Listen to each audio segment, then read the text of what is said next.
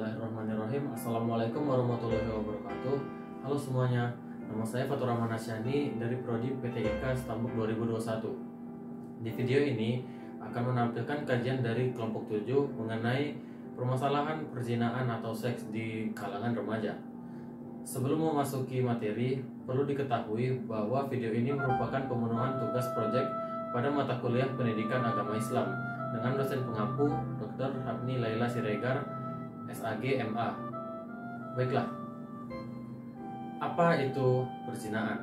Zina secara bahasa berasal dari kata zana yazni, yaitu hubungan badan antara laki-laki dan perempuan yang sudah baligh tanpa adanya ikatan pernikahan yang sah sesuai dengan tuntunan agama Islam. Hukuman bagi pelaku perbuatan zina terbagi menjadi dua macam, tergantung pada status atau keadaan pelakunya. Yang pertama, hukum untuk perbuatan zina musyad. Hukumnya adalah hukum dera atau dicambuk sebanyak 100 kali dan juga hukum rajam, yaitu hukum mati dengan cara dilempari batu atau sejenisnya. Yang kedua, hukuman untuk perbuatan zina ghairu musyan. Apabila pelaku zina ghairu musyan adalah gadis dan perjaka, maka hukumannya adalah dera atau cambuk 100 kali dan diasingkan dari wilayah tempat tinggalnya. Apabila pelakunya adalah janda dan duda, maka hukumannya adalah dera 100 kali dan hukuman rajam hingga meninggal dunia. Adapun dampak buruk seks di luar pernikahan di kalangan remaja diantaranya adalah dampak psikologis. Remaja akan mengalami perasaan marah, takut, cemas, depresi, rendah diri, bersalah, dan berdosa. Dampak fisiologis yaitu dapat menimbulkan kehamilan. Dampak sosial dapat dikucilkan, putuskan sekolah, tekanan dari masyarakat, dan juga dampak fisik akan berkembangnya penyakit menular seksual di kalangan remaja, infeksi penyakit menular seksual. Dari beberapa fakta yang kami temukan mengenai perzinahan di kalangan remaja di kalangan masyarakat, salah satunya mengenai kasus ratusan remaja di Ponegoro mengajukan dispensasi nikah ke pengadilan karena sebagian besar remaja sudah hamil di luar nikah. Dikutip dari bandungberita.com, saat ini ada kasus yang melibatkan ratusan remaja di Ponorogo yang telah mengajukan dispensasi nikah ke pengadilan agama setempat. Sebagian besar alasan untuk mengajukan dispensasi nikah adalah karena mereka hamil di luar nikah. Menurut pengadilan agama Kabupaten Ponorogo, sebanyak 191 pemuda akan mengajukan dispensasi nikah pada tahun 2022. Hanya 176 permohonan yang diterima. Dari jumlah permohonan tersebut, di antara permohonan tersebut 115 kasus permohonan telah hamil di luar nikah. 10 kasus permohonan telah melahirkan anak dan sisanya akibat pacaran. Untuk mengetahui penyebab dari permasalahan perzinahan di kalangan remaja, kelompok kami melakukan 3 langkah penting berupa analisis mahasiswa, wawancara tokoh, dan kajian literatur.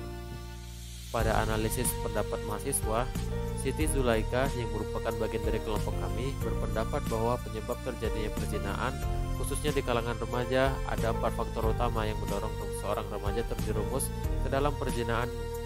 Di antaranya, yang pertama kurangnya kontrol dari orang tua, yang kedua pengaruh dari lingkungan, yang ketiga kurangnya pengetahuan agama, dan yang keempat kurangnya kontrol diri yang lemah. Setelah mewawancarai Dr. Bahrum Syah yang merupakan seorang nazir Masjid At-Tawabin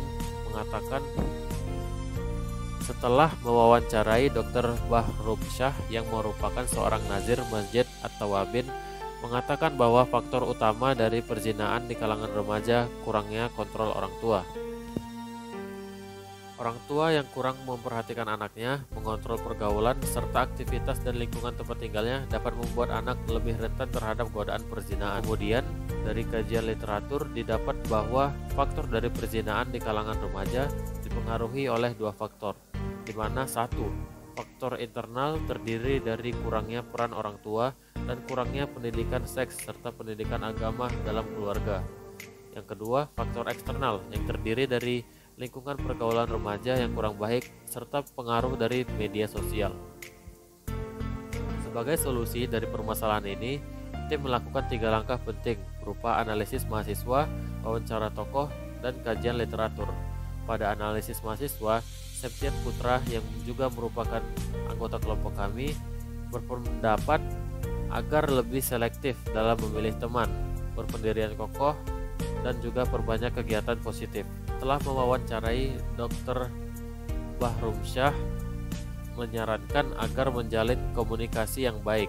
Komunikasi yang baik antara remaja dan orang tua serta lingkungan sekitar dapat membantu remaja untuk memperoleh bimbingan dan arahan yang benar dalam menghadapi masalah dan godaan yang dihadapinya. Dari kajian literatur didapatkan bahwa solusi dengan cara melakukan suatu perubahan tentunya harus ada niat hati dan keyakinan yang mantap.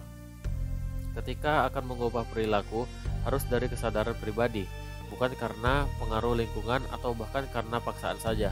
Tetapi niat saja belum cukup, melainkan harus mendapat dukungan dari luar. Dukungan dari luar bisa dari orang tua atau keluarga dengan menerapkan kedisiplinan beragama sejak dini dan mendukung sepenuhnya ketika seorang anak memutuskan kembali dari jalan yang benar. Baiklah, sekian video proyek dari kelompok 7 mengenai perzinahan di kalangan remaja. Adapun manfaat yang dapat dirasakan setelah mengerjakan tugas ini adalah meningkatnya kemampuan kritis, kemampuan literasi, kemampuan kolaborasi, dan juga kerjasama kelompok. Kami menghimbau kepada para penonton agar senantiasa berpegang teguh kepada tali agama Allah Subhanahu wa Ta'ala, agar terhindar dari perbuatan keji dan juga mungkar yang dibenci Allah. Baiklah, sekian video kali ini. Apabila terdapat kekurangan, kami mohon minta maaf. Wabillahi taufiq wal hidayah. Assalamualaikum warahmatullahi wabarakatuh.